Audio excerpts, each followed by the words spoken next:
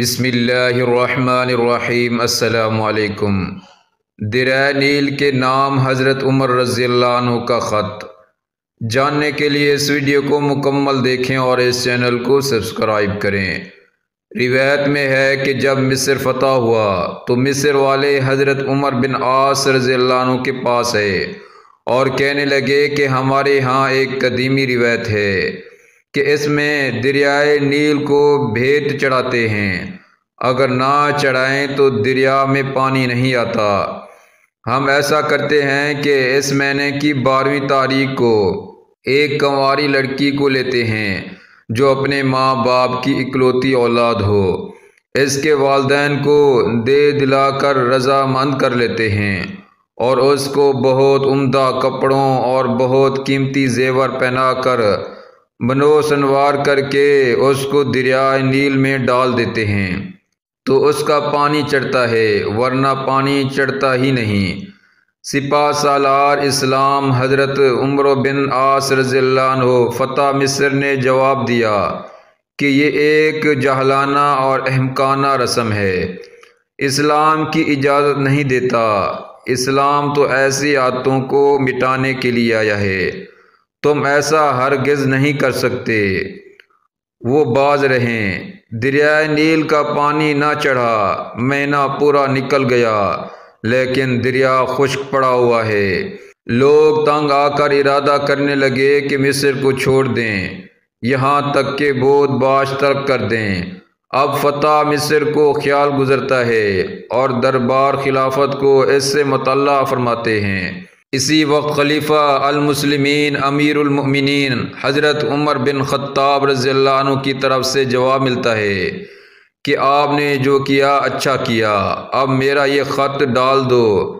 حضرت عمر بن عاص رضی اللہ عنہ نے اس پرچے کو نکال کر پڑھا تو اس میں تحریر تھا کہ خط ہے خدا تعالیٰ کے بندے امیر المؤمنین عمر رضی اللہ عنہ کی طرف سے اہل مصر دریائے نیل کی طرف بعد حمد و صلوات کے مطلب یہ ہے کہ اگر تم اپنی طرف سے اور اپنی مرضی سے چل رہا ہے تو خیر نہ چل، اور اگر اللہ تعالیٰ واحد قہار تجھے جاری رکھتا ہے تو ہم اللہ سے مدد مانگتے ہیں کہ وہ تجھے روا کر دے۔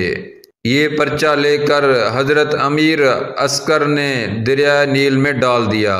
ابھی ایک رات بھی گزرنے نہ پائی تھی کہ دریائے نیل میں 16 ہاتھ گہرائی کا پانی چلنے لگا، اور اسی وقت مصر کی خشک سالی ترسالی سے گرانی ارزانی سے بدل گئی۔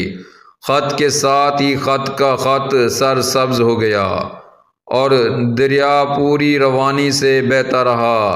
اس کے بعد سے ہر سال جو جان چڑھائی جاتی تھی وہ بچ گئی اور مصر سے اس ناپاک رسم کا ہمیشہ کے لیے خاتمہ ہو گیا۔ حضرت عمر رضی اللہ عنہ کا تقویٰ۔ حضرت ایاس بن سلمہ رضی اللہ عنہ اپنے والد حضرت سلمہ سے نقل کرتے ہیں کہ انہوں نے کہا کہ ایک مرتبہ حضرت عمر بن خطاب رضی اللہ عنہ بازار سے گزرے، ان کے ہاتھ میں کوڑا بھی تھا۔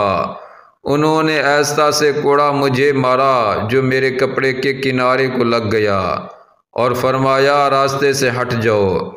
جب اگلا سال آیا تو آپ کی مجھ سے ملاقات ہوئی۔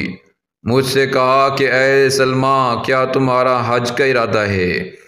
میں نے کہا جی ہاں۔ پھر میرا ہاتھ پکڑ کر اپنے گھر لے گئے اور مجھ کو 600 درہم دیے اور کہا انہیں اپنے سفر میں کام لے آنا، اور یہ اس ہلکے سے کوڑے کے بدلے میں ہے جو میں نے تم کو مارا تھا۔ میں نے کہا اے امیر المؤمنین، مجھے تو وہ کوڑا یاد بھی نہیں رہا۔ فرمایا لیکن میں نے تو اسے نہیں بھلایا، یعنی میں نے تو مار دیا لیکن سارا سال کھٹکتا رہا۔ حضرت عمر رضی اللہ عنہ کی تواضع۔ ایک مرتبہ حضرت عمر رضی اللہ عنہ خطبہ دینے کے لیے ممبر پر کھڑے ہوئے اور فرمایا کہ لوگوں سنو اور اطاعت کرو۔ ایک شخص کھڑا ہوا اور کہا نہ سنیں گے نہ اطاعت کریں گے، چونکہ حضرت کی ذات کو کہا تھا اس لیے برا نہیں مانا۔ اور اس سے دریافت فرمایا کہ کیا بات ہے بھائی، کیوں نہیں سنو گے؟ اس نے کہا کہ مال غنیمت کی جو چادریں تقسیم ہوئی ہیں تو سب مسلمانوں کو تو ایک ایک ملی ہے، اور آپ نے 2 کیوں لے لی؟ آپ نے اس سے فرمایا بس اتنی سی بات ہے، اور اپنے صاحبزادہ حضرت عبداللہ رضی اللہ عنہ سے فرمایا کہ تم اس کا جواب دو۔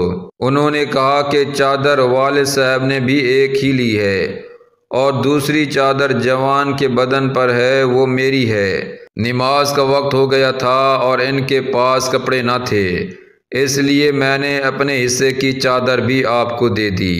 یہ سن کر وہ شخص مطمئن ہو گیا اور کہا کہ اب آپ خطبہ ارشاد فرمائیے، ہم سنیں گے اور اطاعت کریں گے۔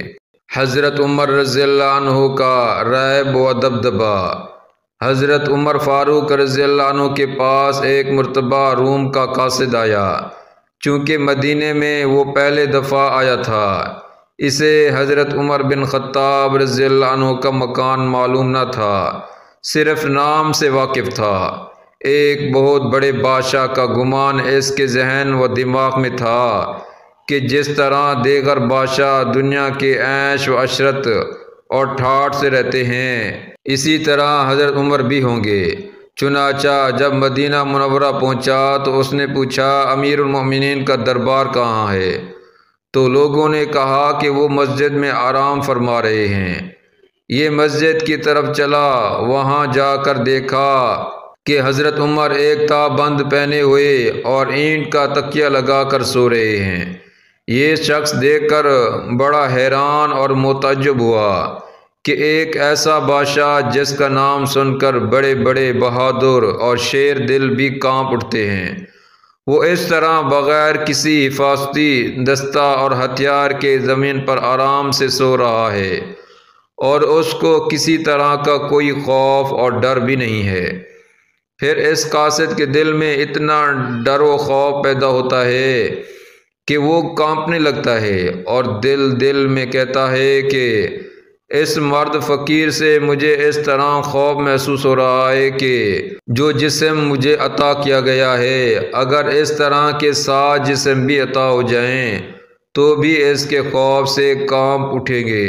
پھر اس کی سمجھ میں بات آ گئی اور کہا کہ در حقیقت یہ رعب و دبدبہ، یہ خوف مجھے اس مرد فقیر کا نہیں ہے، بلکہ وہ اللہ تعالیٰ سے بہت قریب ہے، اس لیے مجھے بھی اس سے خوف اور ڈر محسوس ہو رہا ہے۔ پھر اس کے دل کی دنیا بدل جاتی ہے اور وہ بھی مشرف با اسلام ہو جاتا ہے۔ حضرت عمر رضی اللہ عنہ کی 6 نصیحتیں۔